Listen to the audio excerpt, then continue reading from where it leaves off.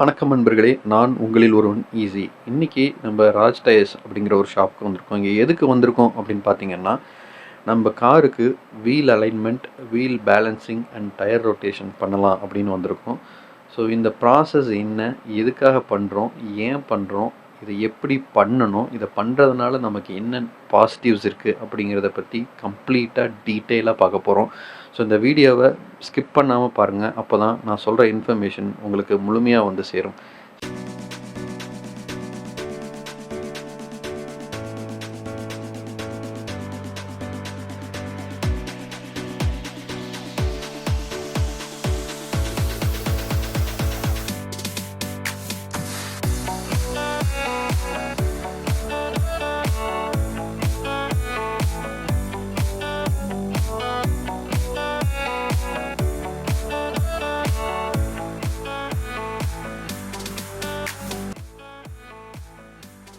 சரி, இப்போ என்ன பார்க்குறான் அப்படின்னு பார்த்தீங்கன்னா, ஃபஸ்ட்டு ப்ராசஸ் வந்து நம்ம பண்ண போகிறது wheel balancing and tyre rotation பண்ண போகிறோம்.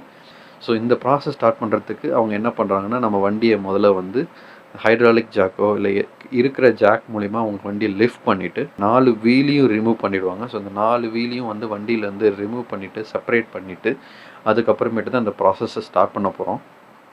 ஸோ இந்த ப்ராசஸில் என்ன இருக்குது அப்படின்னு பார்த்தீங்கன்னா, 4 வீலில் இருக்கிற ஏரை ரிமூவ் பண்ணுறாங்க. இது ஏன் சொல்கிறேன் அப்படின்னு பார்த்தீங்கன்னா, என் வண்டியில் டிபிஎம்எஸ் இருக்குது. ஸோ இந்த டிபிஎம்எஸ் வந்து டைரக்ட் டிபிஎம்எஸ் அப்படின்றது தான். ஸோ இந்த டிபிஎம்எஸ் சென்சர் வந்து அந்த வீல் அலாயோட அட்டாச் ஆகிருக்கு. ஸோ என்னால் வீல் ரொட்டேஷன் பண்ணணுன்னா அலாயை ரொட்டேஷன் பண்ண முடியாது. என்னால் டயர் மட்டும்தான் ரொட்டேஷன் பண்ண முடியும். ஸோ அதுக்காக என்ன பண்ணுறோன்னு பார்த்தீங்கன்னா, வீல்லேருந்து டயரை செப்பரேட்டாக ரிமூவ் பண்ணுறோம். ஸோ அதுக்கு ஃபஸ்ட்டு வந்து 4 வீல்ஸ்லேயுமே ஏரை ரிமூவ் பண்ணிவிட்டு அதுக்கப்புறமேட்டு அவங்க வச்சுருக்கிற அந்த மெஷின் மூலிமா நம்ம டயரை ரிமூவ் பண்ணுறோம். டயரை ரிமூவ் பண்ணிவிட்டு அதை ரொட்டேஷன் வந்து அவங்க பண்ண போகிறாங்க. ஸோ நம்ம வண்டி வந்து ஃப்ரண்ட் வீல் டிரைவ் அப்படிங்கிறதுனால நமக்கு ஃப்ரண்ட்டில் இருக்கிற 2 வீல்ஸுமே வந்து என்ன பண்ண போகிறாங்கன்னு பார்த்தீங்கன்னா, அந்த டயர்ஸை ரைட் சைட் டிரைவர் சைடில் இருக்கிற டயரை அப்படியே ரியரில் ரைட்டுக்கும், லெஃப்ட் சைட் ஃப்ரண்ட்டில் இருக்கிற டயரை அப்படியே ரியரில் லெஃப்ட்டுக்கும் போட போகிறாங்க. ஆனால் ரியரில் இருக்கிற ரைட் சைட் டயரை அப்படியே கொண்டு வந்து லெஃப்டில் ஃப்ரண்ட்டில் போடுவாங்க. ரியரில் இருக்கிற லெஃப்ட் சைட் டயரை அப்படியே ஃப்ரண்ட்டில் ரைட்டில் போடுவாங்க. ஸோ இதுதான் ஃப்ரண்ட் வீல் டிரைவுக்கான இனிஷியல் ரொட்டேஷன் அப்படின்னு சொல்லுவாங்க.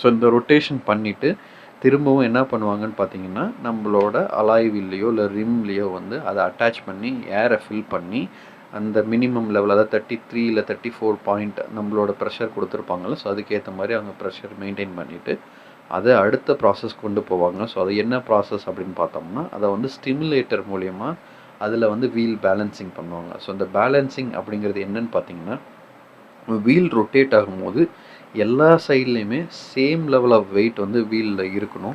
ஸோ இந்த வீல் பேலன்சிங் பண்ணும்போதே ஒரு சின்ன டிப் என்ன அப்படின்னு பார்த்தீங்கன்னா, இந்த டயரில் இருக்கிற பெரிய பெரிய கல்களை நீங்கள் ரிமூவ் பண்ண முடிஞ்சால் அவங்கக்கிட்ட கேட்டு நீங்கள் ரிமூவ் பண்ணிவிடுங்க.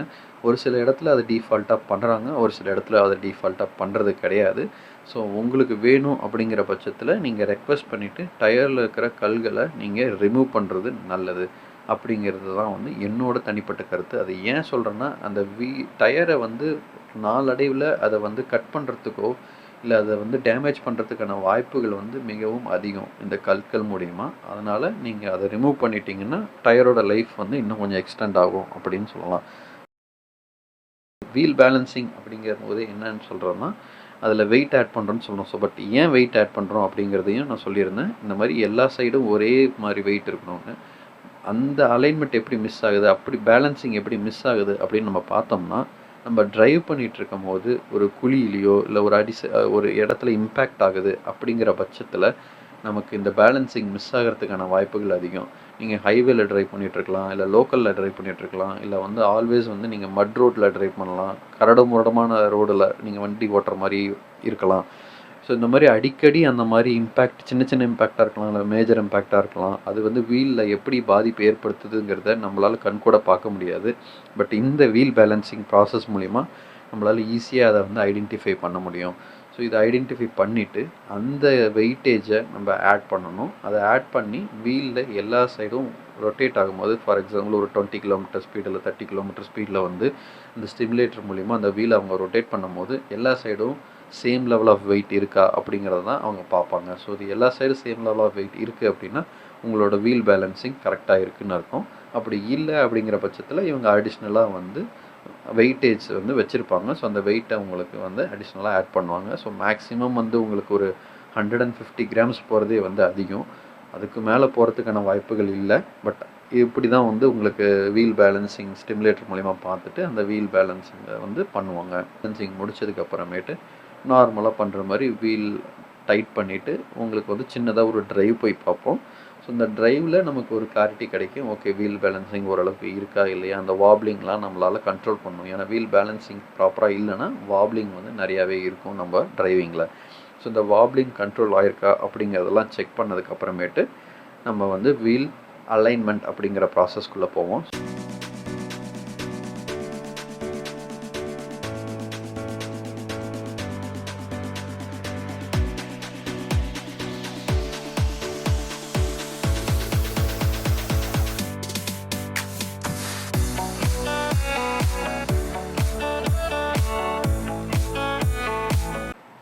வீல் அலைன்மெண்ட் அப்படிங்கிறது என்னென்னு பார்த்தீங்கன்னா, இதில் வந்து டிஃப்ரெண்ட் செட் ஆஃப் அதாவது மெஷின்ஸ் வச்சுருக்காங்க. So 3D wheel alignment, 5D wheel அலைன்மெண்ட்டுன்னு சொல்லிட்டு. பட் இப்போ லேட்டஸ்ட்டாக இருக்கிறது 5D wheel alignment. But most அவைலபிளாக இருக்கிறது பார்த்திங்கன்னா 3D வீல் அலைன்மெண்ட். ஸோ இந்த மாதிரி சென்சார்ஸ் மூலிமா வந்து நம்ம வந்து அந்த அலைன்மெண்ட் அவங்க செக் பண்ணுவாங்க.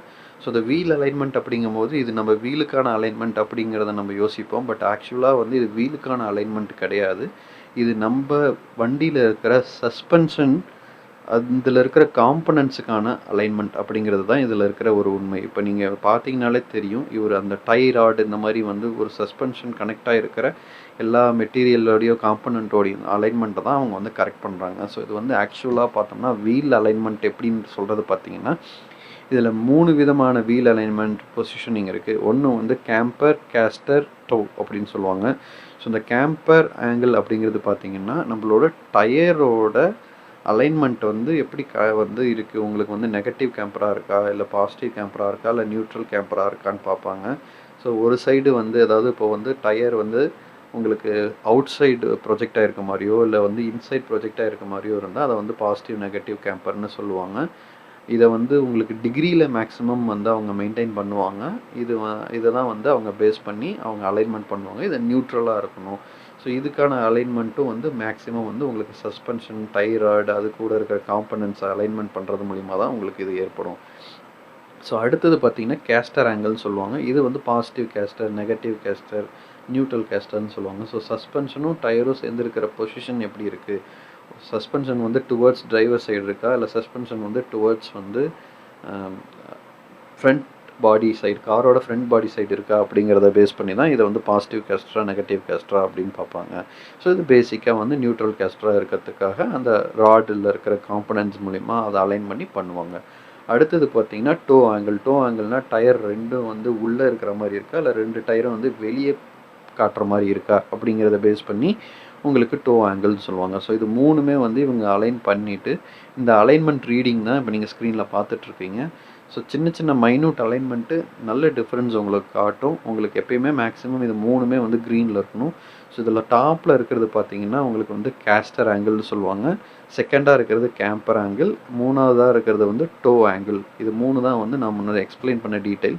ஸோ இது 3ஓட அலைன்மெண்ட்டையும் அவங்க ப்ராப்பராக செட் பண்ணிவிட்டு இது 3ம் வந்து மேக்ஸிமம் க்ரீனில் இருக்கிற மாதிரியும் ஆவரேஜாக வந்து ஒரே மாதிரி ரீடிங் இருக்கிற மாதிரியும் அவங்க செட் பண்ணதுக்கு அப்புறமேட்டு உங்களுக்கு வீல் அலைன்மெண்ட் ப்ராசஸும் முடிஞ்சிடும். ஸோ இது முடிஞ்சிருச்சுன்னா உங்களுக்கு டிரைவிங்கில் கண்டிப்பாக ஒரு நல்ல டிஃப்ரென்ஸ் தெரியும். ஸோ இதை எத்தனை கிலோமீட்டருக்கு ஒரு தடவை பண்ணணும்னு பார்த்தீங்கன்னா, மினிமம் வந்து ஒரு 5000 கிலோமீட்டர்லேருந்து மேக்ஸிமம் ஒரு 7500 கிலோமீட்டருக்குள்ளார நீங்கள் பண்ணுறது நல்லது அப்படின்னு சொல்லுவேன். ஸோ இதை பண்ணுறது மூலிமா உங்களுக்கு டிரைவிங்கில் ஒரு நல்ல ப்ளஷர் இருக்கும், கண்ட்ரோல் இருக்கும், ஸ்டெபிலிட்டி இருக்கும். இது எல்லாமே வந்து உங்களுக்கு வந்து ஒரு நல்ல பாசிட்டிவ் ஃபீட்பேக் வந்து வண்டி ஓட்டும்போது கிடைக்கும். ஸோ இந்த என்டையர் ப்ராசஸும் வந்து பார்த்தீங்கன்னா, ஒன்றுக்கு ஒன்று கனெக்ட் ஆகிருக்கும். ஸோ நீங்கள் ப்ராப்பராக இந்த 3 ப்ராசஸையும் முடிச்சிங்கன்னா, உங்கள் வண்டியோட டயர் லைஃப் ஆகட்டும், இல்லை உங்களோட ஸ்டெபிலிட்டி ஆகட்டும் நல்லாவே இம்ப்ரூவ் ஆகும். அவ்வளோதான் மக்களே. ஸோ இதுதான் இந்த ப்ராசஸ். மீண்டும் பல சுவாரஸ்யமான வீடியோவோட உங்களை நான் வந்து கூடிய சீக்கிரம் சந்திக்கிறேன். அது வரைக்கும் உங்களிடமிருந்து விடைபெறுவது உங்களில் ஒருவன் ஈஸி. Bye bye.